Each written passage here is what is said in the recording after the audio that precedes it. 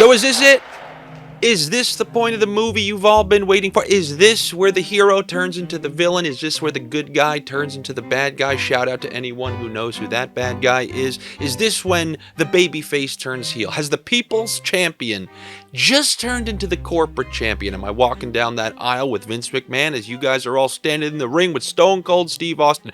I don't know. You tell me. You guys are the viewers. You dictate who's the hero and villain on this channel. One thing that I'll tell you is it doesn't feel good to lose 4 overtime games in the last 2 nights. You want to know what? I want those overtime losses on my record, just like NHL teams. It's only fair during the regular season, if you lose in overtime, you give me an overtime loss, because that's been 4 of those in the last 2 nights. And I know I told you the overtime giveth and the overtime taketh away, but they really be taketh awaying if you ask me. It's been a rusty stretch here, but it's not like there was nothing to go off of last night. If you're going to be one of those people, the Islanders, just completely forgetting that the Islanders won you a bunch of bets last week and you're going to start complaining, well, you know, maybe you should be like Bet Burner out there, where you can maybe think for yourself. Maybe he thought, you know what, I do like the Bruins, but I'm not going to do that puck. I'm not going to take part in the calculated sniff. I like the Bruins, and I'm going to go with that double under part. Look at Bet Burner over there. If Bet Burner can do it, you can do it. You can think for yourself. You can pick your favorites on your own, can't you? Can't you? Well, if you can't, you probably have a problem that you should call 1-800-GAMBLER with. There are people there that can help you out with all sorts of gambling problems. If you're very upset because of a tough stretch, you might just have one of those problems. So call 1-800-GAMBLER. We got games here on this Wednesday, and you know, when things are going down in life, you got to look to a support system. People who have trouble with gambling problems, you call 1-800-GAMBLER. Me, if I'm like, you know what? The overtime gods keep taketh away from me, I'm going to go over to OddsShopper. You know they got tools over there. Sometimes I'm going to turn to the algorithm. When the sniffs are congested, I'll turn over to the algorithm. So I'm going to give you some of OddsShopper's best prop plays today, because I do see a bunch of potential rats on this board. By the way, you ever seen a spread like the one in this Toronto Maple Leafs Chicago Blackhawks game? -1.5 is still like -200. I think I just saw the line was -600. That is wild, because in the NHL, you guys know what mail-in performances look like. We've seen the Ducks go into Colorado and win a game no more than like 2 or 3 weeks ago. That could happen easily in the NHL. This isn't like the Houston Texans going into Philadelphia or something like that. That's one of them. Then you got Detroit, who actually kind of played some of their best games going up against the team that crushed them in their building. And then look how highly favored the Edmonton Oilers are. That can be a potential rat. A couple of rats on this board. You know, I don't think the Rangers one is a rat for whatever reason. I think the Vancouver Canucks are really going to start showing their losing, and I mean like truly losing 6, 7, 8 in a row colors sooner rather than later. They've been, you know, sneaking some goals after the departure of Bo Horvat, but I look for that to slow down. However, the first bet, you know what it is. $5 on any one of these games. You can bet a good game, bad game, my picks, OddsShopper's picks, and DraftKings Sportsbook will credit you with $200 in free bet credits as long as you're a new user on the platform. You got to be 21, and you got to be located in an area where sports betting is legal and permitted. Now, my kind of only favorite pick on the night. You guys have been, one thing that you're not going to be complaining about is those double under parlays. And by the way, don't think I don't know about how Carolina scored that empty net goal and we were going to hit the calculated sniff there and the Carolina under that we bought up to 6.5. Don't think I don't know about that. I won't even bring it up, even though I just brought it up. They scored and they didn't count it. And they never even showed a replay if it went in with 0 seconds left on the clock or whatever, because they said, it's just over. We're not going to review it. 3-2 end.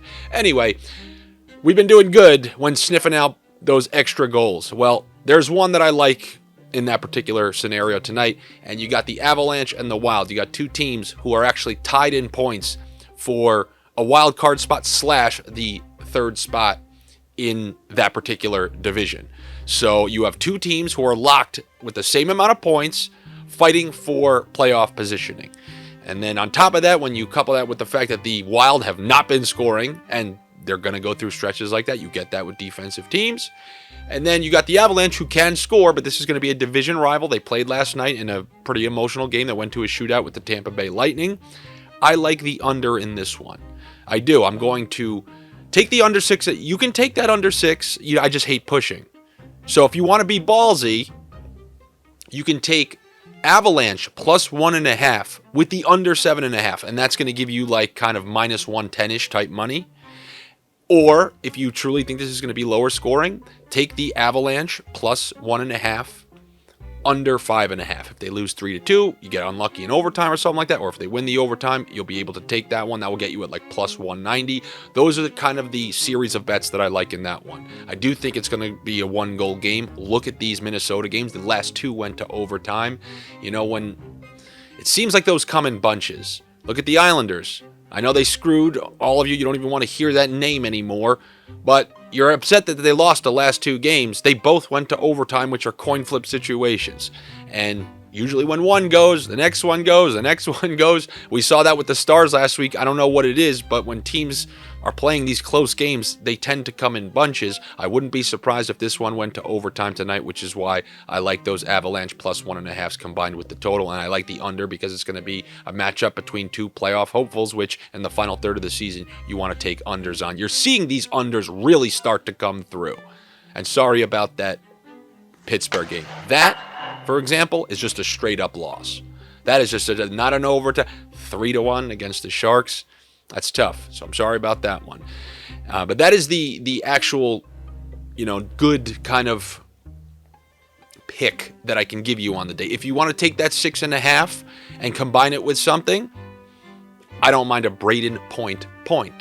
How's that for a double use of the word? Braden Point, I've been watching these Lightning games. He is such a focal part of that offense in transition on the power play. He's great at setting people up, and he can finish. He's just an unbelievable player. If the Lightning score, it seems like he's always involved with the goal. Look at the setup to Kucherov, and when he's on the power play, he's always facilitating the zone entries and a lot of the passes in the offensive zone. He's just such a great player. You combine that with the under 6.5, that's putting you nicely at plus money, so I can get behind that one. So I'll take a Braden Point. And if there was a sniff, by the way, in the Toronto game, Patrick Kane said he was only willing to really go to 2 teams if you're to believe the reports that have been coming out. The Rangers, which is probably not going to happen because of Tarasenko going there already. And then he said the Toronto Maple Leafs, and he's playing the Toronto Maple Leafs tonight. So if you think maybe he wants to put a good show in front of a team that he potentially wants to go to before the trade deadline, look for him to potentially register a point at like minus 150 or an over on his shots on goal. So those are some of the kind of quick assortments that I got for you from my personal picks. Now, let's go over to OddsShopper, okay? Let's go to Area 51 in the basement there where they're coming up with some of these numbers. And first, they're going to be going over to the Rangers game, the one that I don't feel. They think the puck line is actually going to be not scary to take. And I kind of tend to agree with them. Make sure Shesterkin is playing, ladies and gentlemen. I can't be getting DMs because you guys are not knowledgeable about the game of hockey, blaming me that Connor Hellebuck isn't playing when it was decided at 7 p.m. local time that he wasn't going to be playing and they were going to be going with Rittich. Still hit under. It's one of those things. I'd be an awful teacher. I'd be an awful teacher because I lack patience. Number one, it doesn't matter if the backup's playing if you play a defensive structure. If you play structure, goalie is more or less irrelevant because you're limiting the chances in front of that goalie, and that game was an under regardless if Hellebuck was in there. Hellebuck is just an exclamation point, but when you're talking about teams like the Lightning and the Rangers, then it makes a difference because they don't play that style where they try to boggle you down.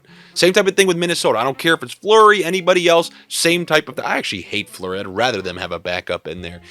Anyway, what was I talking about? Yes, you have to confirm that the goalies are starting yourselves. Not Money Puck, but Daily Faceoff is a site that you can use to do that. You have to confirm the goalies are playing. I can't go into the future. If I did, I'd give you Gray Sports Almanac and not tell you which goalie's playing. You have to confirm that on your own. All right, so if you confirm Shesterkin's playing, I can get behind the puck line on that. They like Capo Caco. Great name, to register a point. That one for me would be a little bit scary because we know sometimes how long he goes without registering a point. I guess that's predicated on Hedl being on a hot streak and then, he plays alongside him, so maybe that will have that trickle-down effect. But Artemi Panarin assist, I can absolutely get behind that. I know he had that 4-goal night, which was kind of an anomaly when you look at his statistics for the year. But when someone like him is going well, we took him last week, he registered an assist. I will take him to register an assist. I'm sorry. the guys at the bunker in Area 51 will take him for an assist, and I will sign off on that particular assist. So give me Artemi Panarin to register an assist against the Canucks. And then they got Tyler Bertuzzi registering a point against the Edmonton Oilers. I'm fully okay with this. Detroit found a little offensive groove in these last couple games. They had a couple wins. I think they're going to want to exact some revenge for that beating on their own ice at the hands of the Edmonton Oilers. And Tyler Bertuzzi, I think he's got a good shot at registering a point. So I can back that Area 51 pick as well. So give me Tyler Bertuzzi over 1.5. And that's what I'm going to give for you here on this Wednesday. You know?